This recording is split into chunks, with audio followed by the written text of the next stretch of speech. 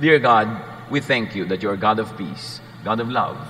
And we thank you that you have sent your Son, Jesus, to be your perfect embodiment, that in Him, the fullness of you, O God, lives in bodily form. Teach us to temper our faith with the teachings of Jesus, to filter all religious ideas, no matter where they come from, with the teachings of Jesus. Teach us, Lord, so that we can have your peace, we can have your kingdom. Jesus promises and gives real peace and rest. Jesus wants people to enjoy peace. And remember that Jesus is God's voice. The Bible says, in Him, the fullness of the deity lived in bodily form. That Jesus is the perfect image of the Father. That's why all religious ideas and doctrines and teachings, practices should be filtered through the teachings of Jesus. And He says in John 14:27, I give you peace. The kind of peace that only I can give. It isn't the peace that this world can give, so don't be worried or afraid. And when you say world, it doesn't only mean the ungodly world, but it also means the religious world, the system that prevails. At sabi ng Panginoon, ako lang makapagbigay sa inyo ng kapayapaan, wala nang iba. Hindi kayang ibigay sa inyo ng lahat ng alam niyong sistema ang kapayapaan. Kaya no wonder, marami mga tao, very religious na, hindi pa rin tahimik ang loob. In fact, mas nagiging religyoso nga, mas gumugulo yung isip kumisan, at mas kahati ang loob. Kasi, hindi kay Jesus kumukuha ng turo, at hindi kay Jesus kumukuha ng mga kautosan. Matthew 11:28-30. If you are tired from carrying heavy burdens, come to me and I'll give you rest. Sabi ni Jesus. Take the yoke I give you, put it on your shoulders and learn from me. For I am gentle and humble, and you will find rest. This yoke is easy to bear, and this burden is light. Sasabihin na iba, ang hirap naman maging maka-Diyos, ang hirap naman na maging Kristiyano. Pagkahirap na hirap ka, hindi yan galing kay Jesus. Kasi sabi ni Jesus, madali, magaan ang galing sa Kanya. Pwedeng gawin, doable. Sabi niya, kaya ako napapagod na kayo sa mga religiosity na nakakapagpahirap ng loob, nakakapagpahati ng loob, nakakapagdusa, sa akin na kayo pumunta. Kasi sa akin lang kayo makakakita ng spirituality na nagbibigay ng kapayapaan at katahimikan. Most pain comes from rejecting of self. And many religious teachings demonize the self. Ang daming katuruan, minamasama ang katawan, minamasama ang buhay na ito, minamasama ang mundo, lahat masama. Ang mabuti lang ina sa kabilang buhay. Anong gagawin mo? Nandito ka, may katawan ka, ito ang mundo mo. You will live in denial, you will live in hypocrisy and pretense. If religious teaching always teaches you to reject yourself and others, that you're always bad, that you're always kulang, lagi kang masama, paano ka matatahimik noon? Peace is in knowing, accepting, and living with and being happy with the God-given natural, personal realities. Pag kinilala mo ang iyong sarili, inalam mo, tinanggap mo, at pinagdiwang mo na likha ka ng Diyos, na ang lahat ng likas sa iyo ay sa Diyos ang galing, hindi kay Satanas, dahil hindi naman si Satanas ang nag-create sa iyo, doon ka lang matatahimik. Kasi pinapalaki tayo ng religion na lahat na lang ng ginagawa mo, iniisip mo galing kay Satan. Therefore, satanic ka, kaya lahat. Nakikita mo si Satanas sa isang tasang kape, sa paggalaw ng kurtina, sa paghihip ng hangin, lagi na lang si Satanas. Kaya lagi kang takot. Lahat na lang ng iniisip mo, mali. Kaya marami mga tao, hinahampas ang sarili, lumuluhod sa asin, hinihiwa, nilalaslas ang laman, nagsusuot ng mga masisikip na belt sa kanilang hita, na may mga pantusok na mga bakal para huwag silang magkaroon ng mga physical desires, para huwag silang magkaroon ng appetite, para masamain nila ang lahat ng bagay na may kinalaman sa katawan. Diyos nga ang lumikha sa atin. Even a lot of the so-called Christian religious teachings, especially in the first 3 centuries, were very much influenced by the Greeks, who demonized the body and glorified only the spiritual world. And that informed a lot of theology, even of those Christians in the first 3 centuries. Masama ba ang katawan? Masama ba ang tao? Talaga bang ako'y dapat i-condemn? Psalm 139:14-16. I praise you because of the wonderful way you created me. Everything you do is marvelous. Of this I have no doubt. Nothing about me is hidden from you. I was secretly woven together deep in the earth below. But with your own eyes, O God, you saw my body being formed. This sums it all up. Aming Diyos, aming Ama, kayo ang lumikha sa akin. At wala kayong ginagawang pangit. Kaya maganda ako. Maganda ang aking pagkatao. yung aking pagiging unique, pagiging iba sa karaniwan, yung pagiging ako ay ako, wala namang lingid sa inyo eh, kasi nung binubuo ako, kayo bumubuo sa akin. Therefore, I am wonderful. I am wonderfully made. Not to be proud, but not to overly reject oneself. The most religious teaching is reject yourself. You are bad, you are evil, you are bad, you are evil. Hampasin mo ang sarili mo, tigisin mo, makipagyera ka sa sarili mo, itatwa mo lahat ng nararamdaman mo, tiniisip mo dahil masama lahat yan. So ang mangyayari talaga, grabing stress, grabing rejection, grabing anxiety, and even depression. Kaya marami, habang lalong nagiging religyoso, mas sumasama ang ugali, mas lumulungkot, mas conflict, mas natatakot. Kaya sabi ni Lord, do not fear. Have peace. Kabaligtaran.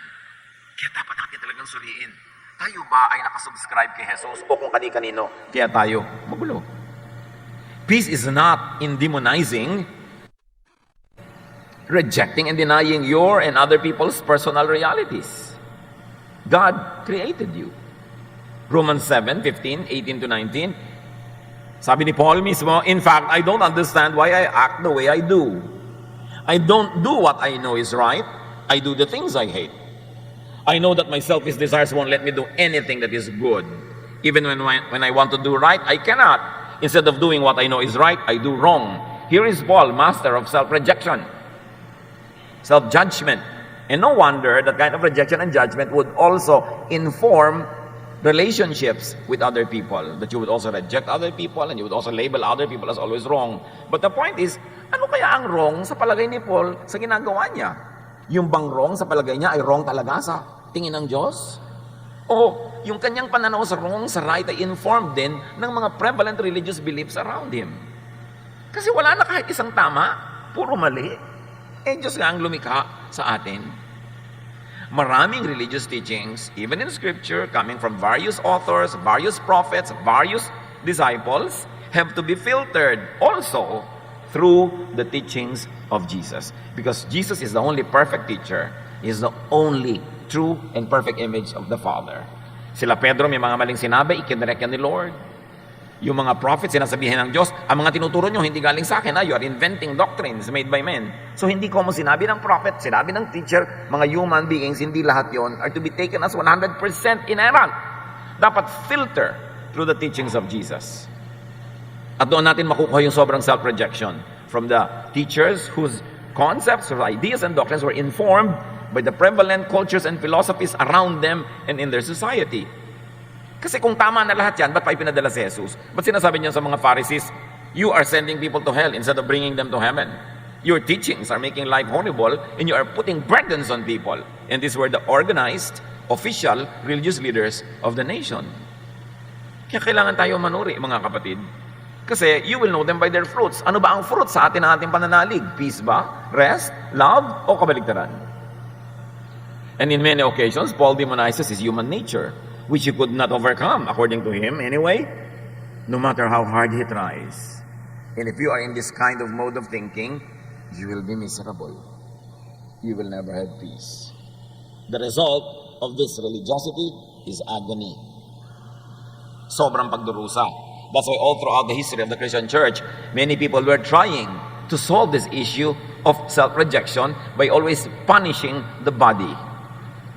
Excessive, non-stop fasting, excessive denial of all the appetites that God, the creator of the body, placed there for us to survive and to procreate. Excessive rejection of anything that is nice and enjoyable and pleasurable as if it's coming from the devil. Solomon comes into the picture, a fresh wind in the entire New Testament period, Old Testament rather, and he says, why don't you enjoy life? Eat, drink, be happy. This is God's gift to you. And did you know that Ecclesiastes almost did not make it to the official canon of the Jewish Bible? Because many conservative Jews did not want the teachings of Solomon. And Solomon says, God's gift for you is to enjoy your life, have a good time with your wife, and if you must die, then die. But enjoy life before you die. That was what Solomon was saying. He was the closest in the Old Testament, among the many teachers there, to the teachings of Jesus. Romans 15:7. Honor God by accepting each other as Christ has accepted you. High religion is to accept each other as God, through Christ, accepts you. It means accepting yourself and accepting others. Of course, you accept yourself first before you could accept others, because you cannot give what you do not have. This is the direct opposite of what usual religion teaches, which is to reject others. Do not accept them, judge them, punish them because they are sinful. Lots of religious teachings demonize, judge, reject, punish, and problematize human nature. As if human beings are problems, contradicting natural human character as created by God. And many people in their religiosity always pit the spirit against the flesh. Para bang magkalaban ng espiritu at katawan, ipinagsama nga yan ng Diyos para magkasama. The spirit is created to be with the body, and when the spirit and the body are joined together, you have a living human being. When the spirit departs, the body dies, there is no more human life. So yun lamang formula na pinagsasama yung espiritu at katawan, ideya yun ng Diyos. Pagkatapos ang laging ginagawa ng religion, pinagkakagalit ang spirit at ang body. Kaya hindi magkasundo forever.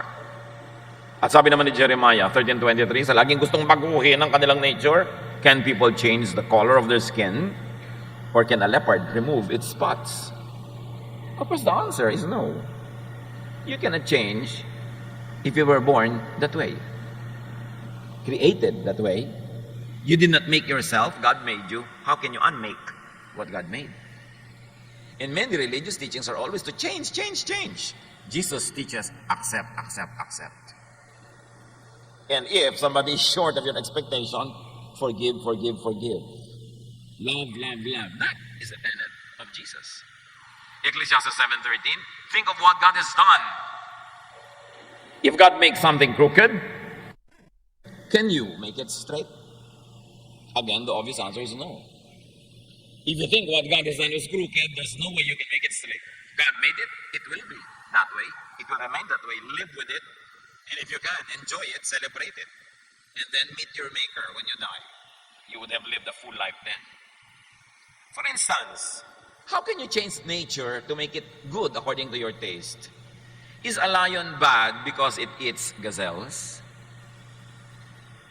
Masama ba ang buwaya dahil kumakain siya ng halimbawa ay kung ano mang mga hayop na pwede niyang kainin? Eh, nilikha yung leon na leon. Anong gagawin mo sa leon? Kakainin mo salad? Why will you demonize the lion for being a lion? God created the cosmos, the universe, even the diversity of life, and the balance of all living beings. Kaya pagka walang ahas, dumadami ang mga palaka, nag-overpopulate. Pag nauubos naman ng palaka, walang kumakain ng lamok. Ganun talaga yung nature, di ba? Kainan ng kainan, recycle ng recycle. Will you demonize a tiger for hunting its prey? The tiger was created that way. Now, will you demonize yourself for the many natural bodily processes that you go through as a living being? Which is what many religious concepts do. That's why people are always divided inside.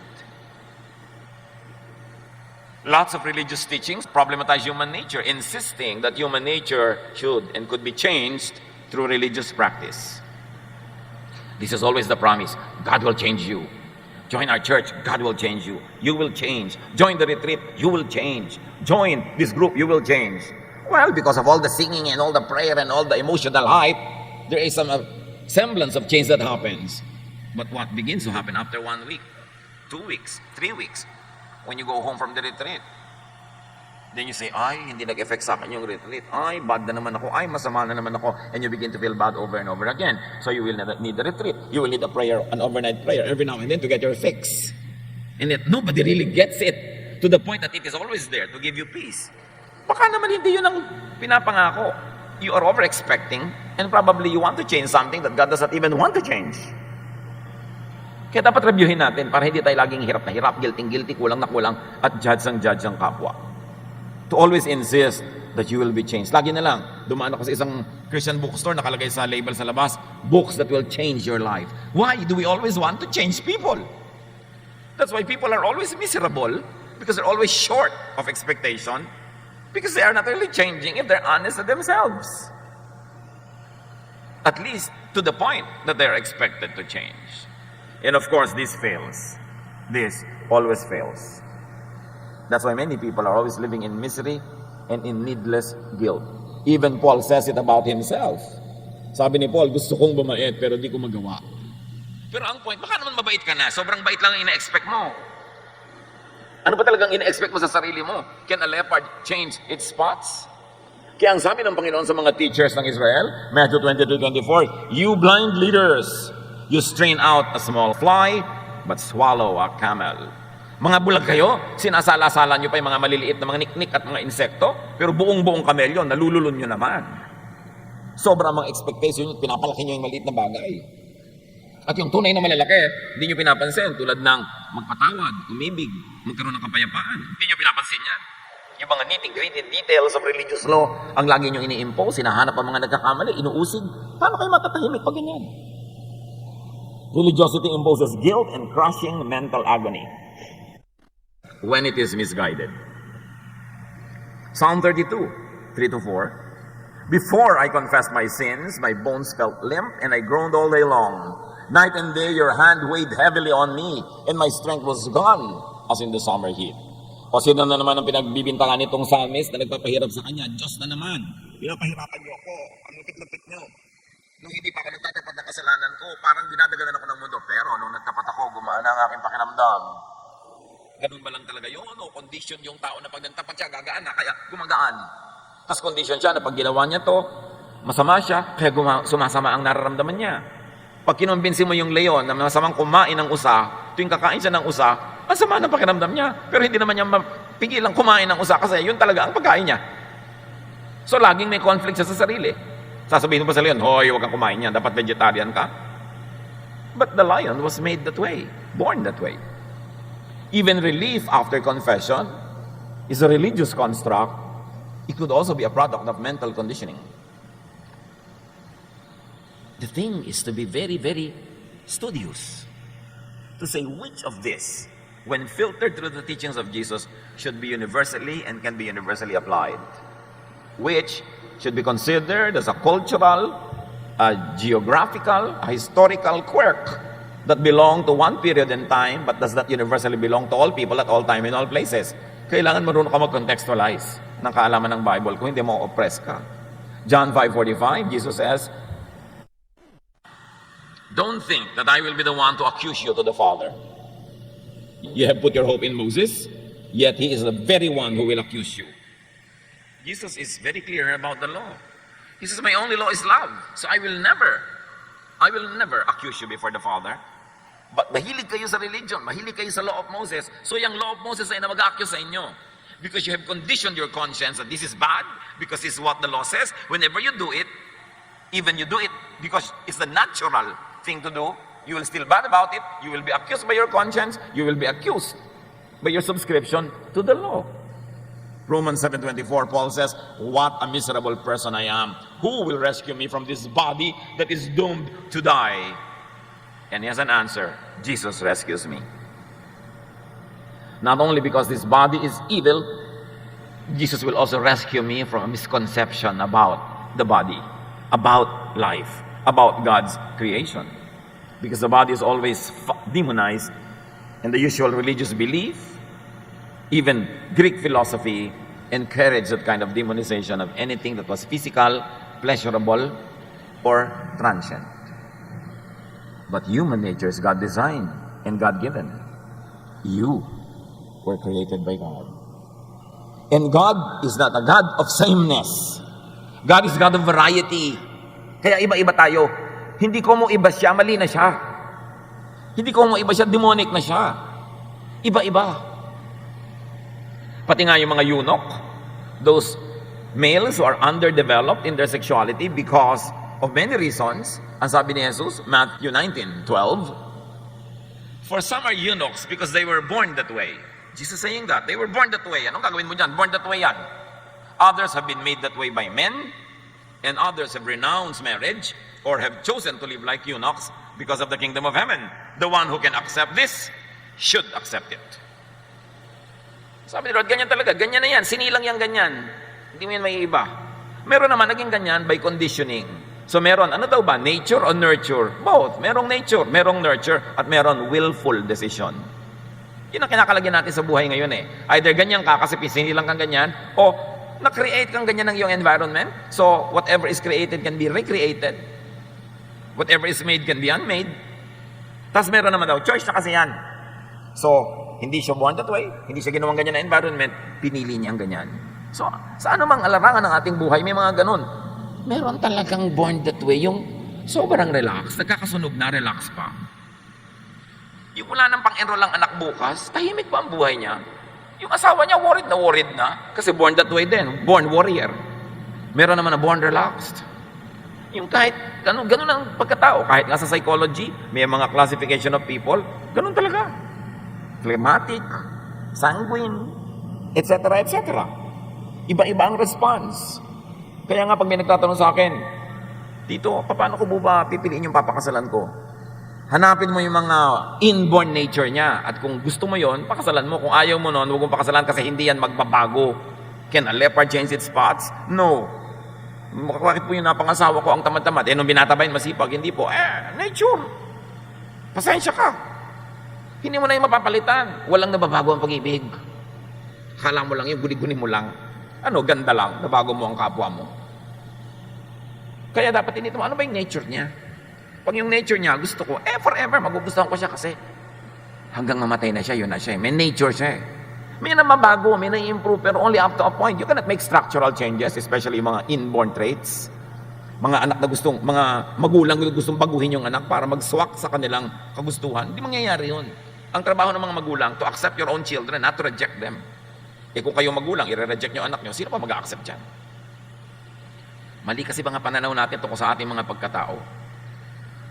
Psalm 89:11, the heavens and the earth belong to you, and so does the world with all its people, because you created them.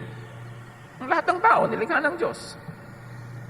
Tapos, papapaniwalaan tayo na may paborito, may itinatangi. Mahal ng Diyos ang lahat ng tao, nilikha niya ang lahat ng tao. Kaya nung sinolo ng Israel ang Diyos, ang sabi ni Jesus, you will be my witnesses in Jerusalem, in Judea, in Samaria, ends of the earth. Ibig sabihin, ibalik niyo ang Diyos sa lahat ng tao, sa buong sinukob, kasi ang Diyos ay para sa lahat. Kasi ang tagal-tagal na sinolo ng Israel, parang sila lang ang anak ng Diyos. Kaya ang utos ni Jesus, you will be my witnesses. Okay, here in Jerusalem, in Judea, in Samaria, and to the ends of the earth. At ang utos, you will be my witnesses, not you will be my soldiers. Hindi ibig sabihin, you will forcibly convert people na ginawa ng Christianity. Na hanggang ngayon, ang dami pang religious wars. Hindi naman kasi si Jesus sinusunod kahit ng maraming Christians. So what do? How can we have peace? Identify religion imposed, but unnatural and impossible expectations. Impositions on and demonization, rejection and denial of human nature, and submit them to the truth of Jesus. It's a mouthful. Ibig sabihin lang,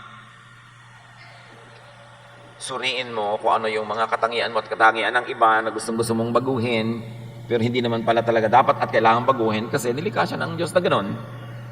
At ano man yung mga kaugalian, asal natin, padaanin nyo sa salaan ni Kristo, examine it through the love, the prism, the sieve, the salaan of Jesus, at lahat ng lalampas, pwede nyo ipamuhay. Be selective in subscription to religious teachings. That's why Jesus was sent, to fine-tune spirituality. Use the Jesus filter. Romans 7:7. If it had not been for the law, I would not have known what sin is really like. For example, I would not have known what it means to want something that belongs to someone else unless the law had told me not to do this. Sabi niya, kung hindi lang naman may law, di wala sana akong kasalanan. Kaya nga ako may kasalanan kasi may law. May law, tapos hindi ko naman kayang sundin. Edi ang ending ko sin. Malinaw ang pagkakaunawa niya. Hinula ko ng pulis kasi nag-park ako doon. Kasi naman may nakalagay na no parking. Tanggalin mo yung no parking, di wala huli sa akin. Sabi niya, kaya ako nagiging makasalanan dahil sa mga laws na yan. Kung wala yung law, di hindi ako makasalanan. And the law is the embodiment of the natural and impossible expectation of religion. Romans 7:4. You are now part of the body of Christ and are dead to the power of the law. Bakit dead ang example? Because when you are dead, the law has no power over you anymore. Pag may utang ka, hindi ka na masisingil kasi patay ka na. Gusto mong makalaya sa asawa mo, di mamatay ka dahil hanggang kamatayan lamang ng kasal. Di ba? Pagkapatay ka na, hindi ka na under the law. So, pag ang tao namatay, hindi na under the law. Kaya sinabi dito, you are now dead to the power of the law. Wala nang effect sa'yo ang law of Moses. Naintindihan mo ba yung Christian? Tapos araw-araw yun, ipinupukol mo sa kapwa mo, sa sarili mo, binabato mo sa sarili mo, inuumpog mo yung sarili mo sa law. Sabi niya, you are not now part of the body of Christ. You are dead to the law. Romans 7:6.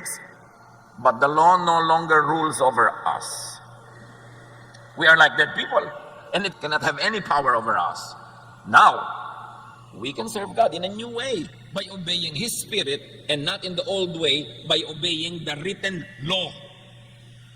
May mas lilinaw pa kaya doon? Sabi, hindi na tayo sakop ng nakasulat na batas na yan. Bakit laging yan ang reference? Bakit laging yan ang pinaghihirapan at laging pampahirap sa kapwa?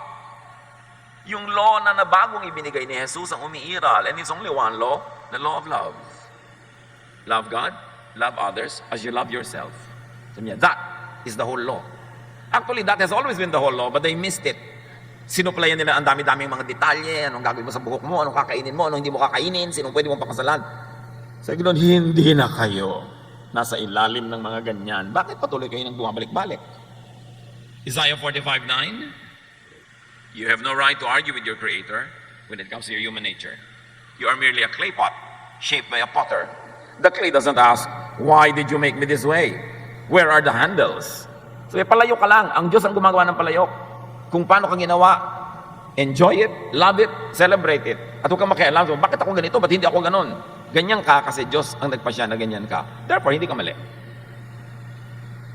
Kung minsan may mga nagagawa kang mali-mali, but your basic character, your basic personality is not wrong because God created you. So free yourself from tiring, oppressive, crushing, and suffocating, needless guilt for being human. Hindi dapat nakaka-guilty maging human kasi tayo ay nilikha ng Diyos na maging human.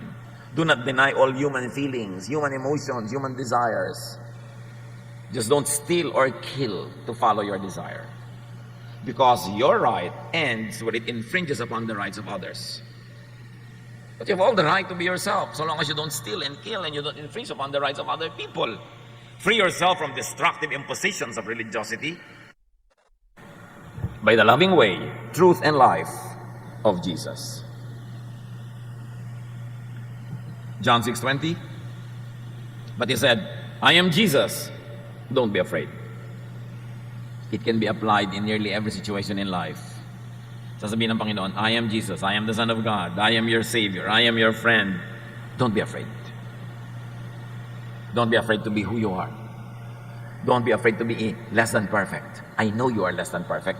That's why my perfection covers you. Don't be afraid that you commit an error, that you fall. I know that. That's why I died for you. Don't be afraid that you will be made punished for your sins because I already took all the punishment. Don't be afraid. I am Jesus. I am your friend. I am on your side. Kakampi mo ako. John 14:27. Peace is what I leave with you. It is my own peace that I give you. I do not give it as the world does. Do not be worried and upset. Do not be afraid. Tapos mga Christian, laging afraid sa end of the world. Afraid sa ganito, afraid sa ganun. At magbublumon lang, naglilinya-linya lang mga planeta, natatakot. Magkakaroon lang ng eclipse, natatakot. Paulit-ulit. You know, the most often repeated teaching of Jesus is this, do not fear.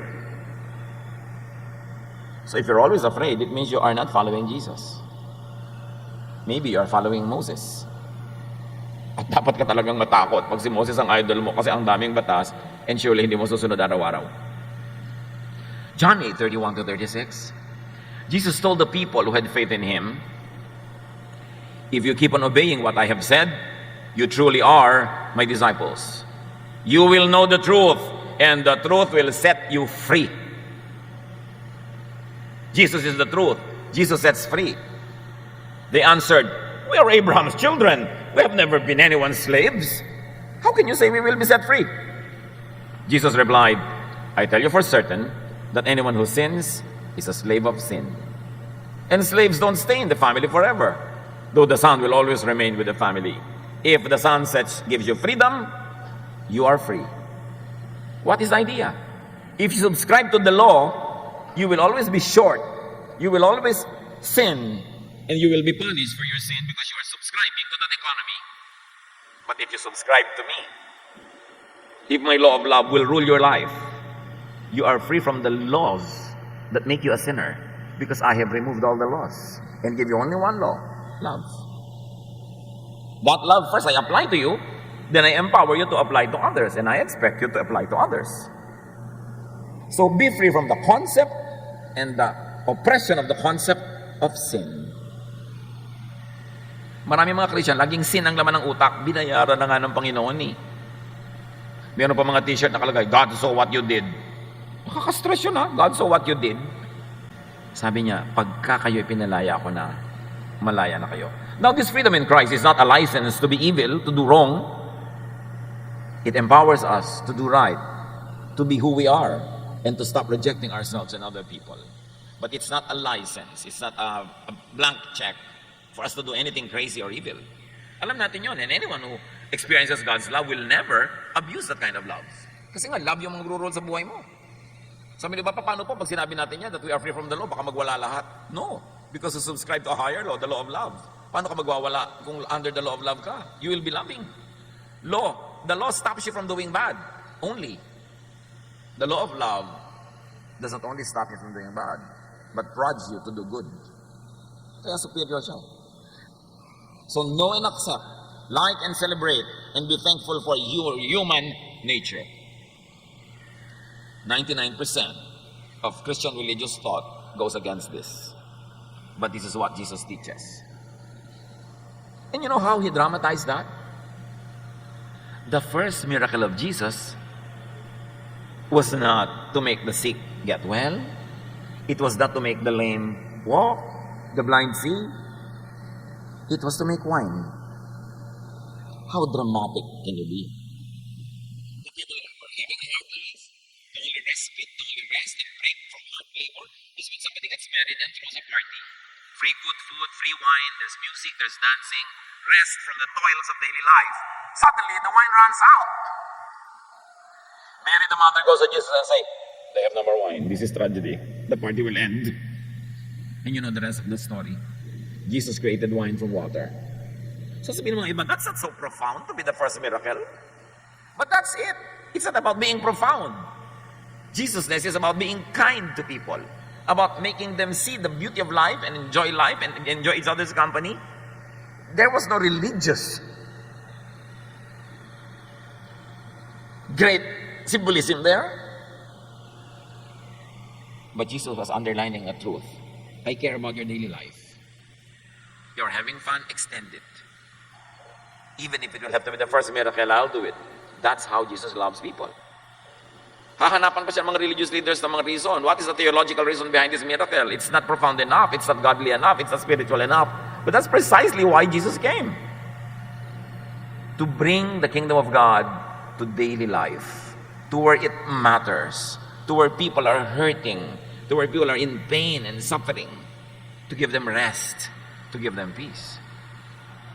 Kaya huwag na natin laging masamain yung nararamdaman natin. Laging minamasama, lagi tayong guilty. May dumaan lang, nagandahan ka, guilty ka na. Talagang God ang nag-create ng ganong klase mga attraction. Huwag mo lang dakmain. Pero hindi nakaka-guilty, na-attract ka kasi buhay ka eh. Psalm 8:5, you made us a little lower than yourself, and you have crowned us with glory and honor. Ganon daw nilikha ng Diyos ang tao. Psalm 100, verse 3, you know the Lord is good.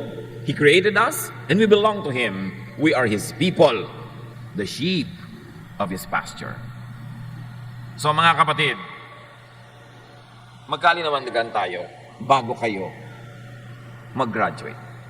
Be human, which means you are spirit and body while on earth, while in the body, and be just and only a spirit when in eternity. Habang nandito kayo sa lupa, tao kayo, ang ibig sabihin ng tao, magkasama ang espiritu at katawan, do not demonize the body. Harmonize. Do not put your body and spirit at war. Harmonize them. So be human. Meaning, yes, you are a spirit, but you're also a body. At pag nalang nadedo ka na, doon ka nalang maging full spirit. Pero ngayon, buhay ka pa, may body ka pa. Don't deny that. Ecclesiastes 12:7, so our bodies return to the earth, and the life-giving breath returns to God when you die. But you are not dead yet. You are still a combination of body and spirit. Do not demonize the body. Matthew 22:30, When God raises people to life, they will be like the angels in heaven. So doon ka palang magiging tulad ng anghel. Sabi ni Jesus, when you die, you will be like the angels. But heaven can wait. Hindi ka pa anghel. Huwag kang magpaka-anghel. Magpakatao ka lang. That is good enough. Masama bang maging tao? Nilikha ka nga ng Diyos na tao. So be human and let and allow others to be human too. Accept, enjoy, and celebrate even their humanity. Matthew 7, 1-2. Don't condemn others, and God won't condemn you. God will be as hard on you as you are on others. He will treat you exactly as you treat them. So gusto mo maging maluwag ang Diyos sa'yo, maging maluwag ka rin sa iba. And this is not about official duties, ha? Siyempre sa official duty, kailangan mahigpit ka kasi may mga policies ang kumpanya, empleyado kayo to implement it. This is about your personal life. Personally. Not na pulis ka, maluwag ka, hindi ka na manghuhuli ng gumagawa ng mali. No, iba yung profession. Sa personal life ito. Be nice, be good. The way you want God to be nice to you. Romans 14:1 and 13. Sa church daw, ha? Welcome all the Lord's followers, even those whose faith is weak. Don't criticize them for having beliefs that are different from yours. We must stop judging others. We must also make up our minds not to upset anyone's faith. Kita niyo utos? Yung pag ginagawa ng mga Kristiyano, baliktad. Sabi, tanggapin niyo, mahalin niyo ang isa't isa kahit magkakaiba kayo ng mga point of view, iba kayo mga paniniwala. Diyos ang bahala sa inyo. Huwag kayong maghusga sa isa't isa. Tumigil kayo ng panghuhusga sa isa't isa kahit hindi kayo sang-ayon sa kanilang paniniwala. At huwag niyong guluhin ang kanilang paniniwala. Alam niyo what is a very unkind thing to do? Is to upset somebody who is already set on his or her faith. Tahimik na siya, payapa na siya, guguluhin niyo pa. Alam mo ba na masamang magpatato ng kilay? May tattoo yung tao. Araw-gabi na nanaginip siya na tinutusok-tusok siya ng tinidor ni Satanas kasi yung kilay niya, tattoo. Sabi niya, don't upset people's faith. Managot siya sa Diyos sa kilay niya. Kung talaga nagagalit ka ang Diyos sa kilay na yan. Sa palagay niyo, God who rules heaven and earth is really concerned about your kilay. Kung anong kinain mo, anong ganito mo. Ang dami nating inimbentong mga mito tungkol sa Diyos. Ginawa natin siyang katatakutan. Ginawa natin siyang horror. At ginagawa natin siyang panakot tulad ng God saw what you did. Kaya tuloy na wala yung saya, yung ganda ng pananalig. Matthew 7:12, treat others as you want them to treat you. This is what the law and the prophets are all about. God wants us to enjoy our religiosity, our spirituality, but we have a homework to do. We must examine and filter all religious teachings that are in our mind.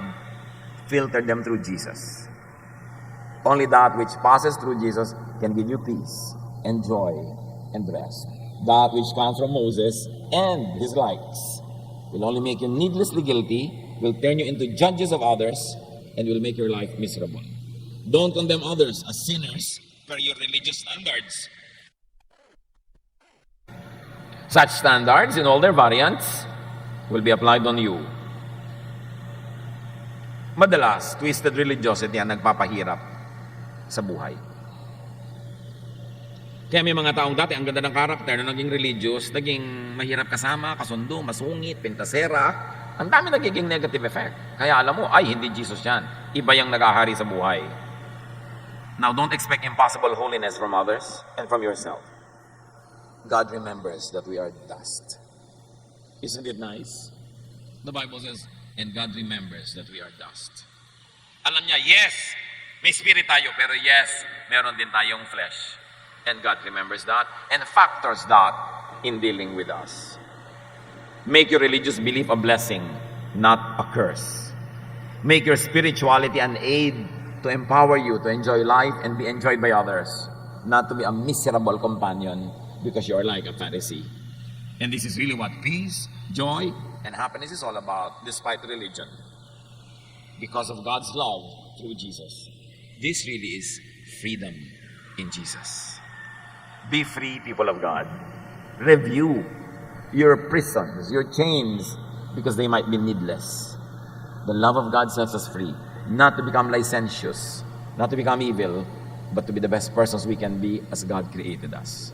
You begin with accepting yourself, your humanness, your humanity, and even your human frailties, God remembers that you are dust. Stop rejecting yourself. Stop rejecting others. Bask in the love of God and let that love overflow in your life so that others around you will also experience God through you.